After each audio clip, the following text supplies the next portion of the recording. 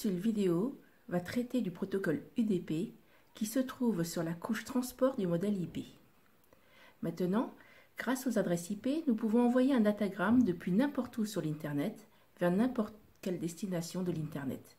Ceci grâce au principe de routage. Ainsi, lorsque j'envoie un datagramme de cette machine-là, 123.45.67.89 à 200.100.0.2, le datagramme est envoyé au travers de l'Internet, passe de routeur en routeur pour finalement arriver au destinataire. Sur la machine destinataire, si l'adresse Ethernet correspond, la carte réseau décapsule le datagramme IP du datagramme Ethernet. Ensuite, le système vérifie que l'adresse IP marquée comme destinataire correspond à celle de cette machine. Et si tout va bien, décapsule les données transportées par le datagramme IP. Ces données sont alors traitées par un programme. Charge à lui ensuite de savoir que faire des différents datagrammes envoyés par l'expéditeur, voire même de savoir que répondre à l'expéditeur en lui envoyant lui-même des datagrammes à destination de l'adresse IP de l'expéditeur, soit ici 123.45.67.89. Imaginons que sur cette machine de 100.100.0.2, je n'ai plus un seul programme, mais plusieurs programmes qui attendent de recevoir des datagrammes pour pouvoir les traiter.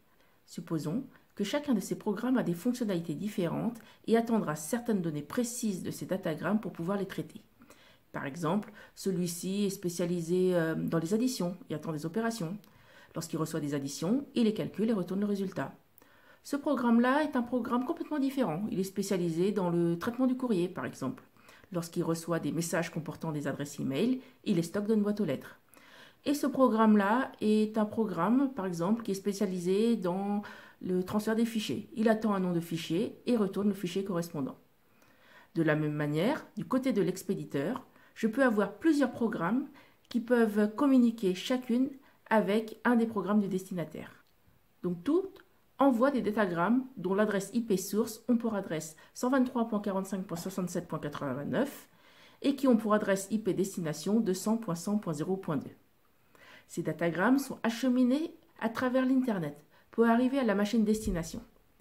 Les expéditeurs peuvent également être des expéditeurs de machines différentes, mais envoyant toutes des datagrammes à destination de cette machine 200.100.0.2. Alors le problème dans tout ça, c'est que certains des datagrammes sont adressés à ce programme, d'autres à cet autre programme, et d'autres à ce programme-là. Et donc comment savoir quels sont les datagrammes qui leur sont destinés?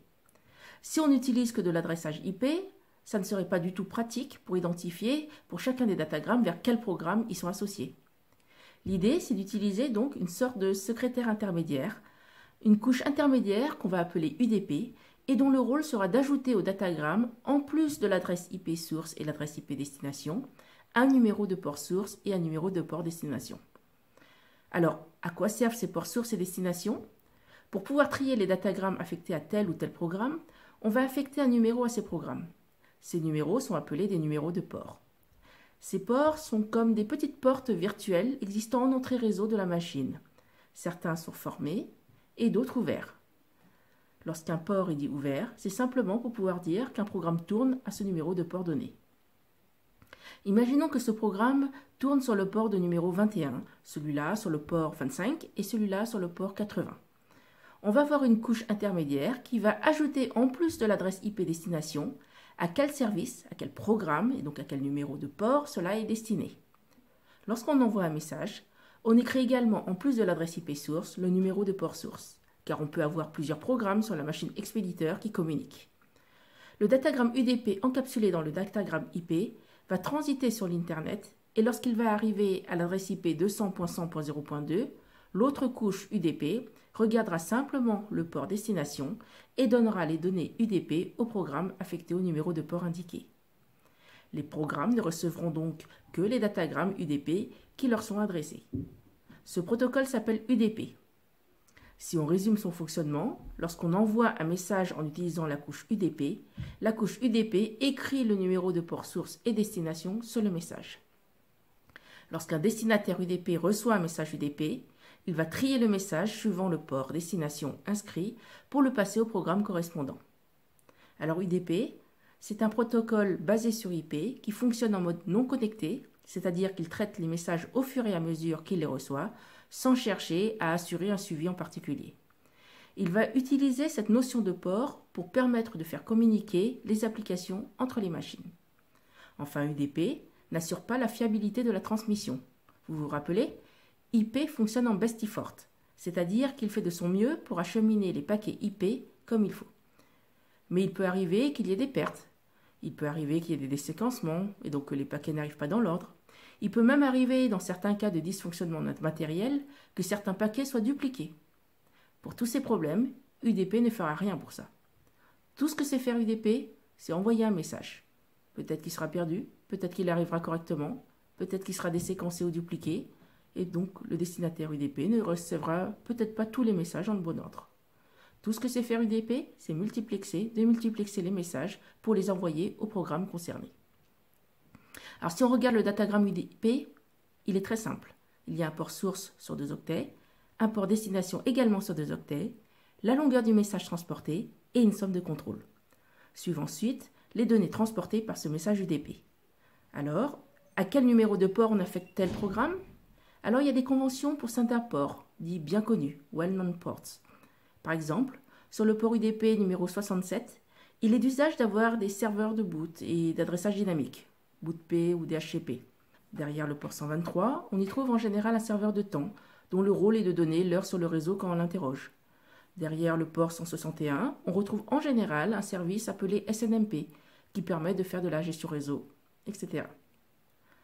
Exemple, un service utilisant le protocole UDP, par exemple le service DHCP, qui est un service d'adressage et de configuration réseau dynamique qu'on étudiera un peu plus tard. Ce service tourne sur une machine serveur sur le port UDP 67. Une machine cliente qui sollicite ce service pour obtenir une configuration réseau dynamique enverra via un programme client depuis le port UDP 68 vers le port destination UDP 67 de la machine serveur un message dont les données applicatives transporteront le texte DHCP Discover. Si le serveur fait bien tourner un service DHCP sur le port 67, en recevant ce message DHCP Discover, le serveur DHCP est programmé pour envoyer depuis son port 67 à destination du port 68 du client des données comportant DHCP Offer et une liste de configuration. Le client, en recevant ces données, enverra DHCP Request qui sera traité par le serveur qui enverra à la fin DHCP ACK. C'est au niveau de l'application de gérer les cas où il y aurait des problèmes de transmission entre les paquets. Par exemple, s'il y en a qui se sont perdus. Alors, on verra plus en détail le protocole DHCP dans une capsule suivante. Cet échange applicatif, en tout cas, s'est effectué au-dessus du protocole UDP, c'est-à-dire par les données transportées par UDP. Suivant l'application utilisée, le protocole applicatif sera différent. Ici, c'est DHCP, car il s'agit d'un échange client-serveur basé sur le protocole applicatif DHCP. On peut voir par exemple ici un autre exemple d'application au-dessus du protocole UDP, par exemple le protocole applicatif SNMP. Alors résumé, UDP est un protocole basé au-dessus d'IP, qui est non connecté et qui utilise la notion de port pour faire communiquer des applications sur les machines. C'est un protocole non fiable, mais le fait qu'il traite les paquets au fur et à mesure qu'ils arrivent, puisque non connectés, et qu'il ne s'occupe pas de gérer les erreurs, cela en fait un protocole très rapide. Il est également possible d'utiliser des adresses de diffusion, c'est-à-dire que je peux envoyer un message UDP à une machine en particulier. Mais je peux également envoyer un message à l'ensemble des machines du réseau en utilisant l'adresse IP de diffusion.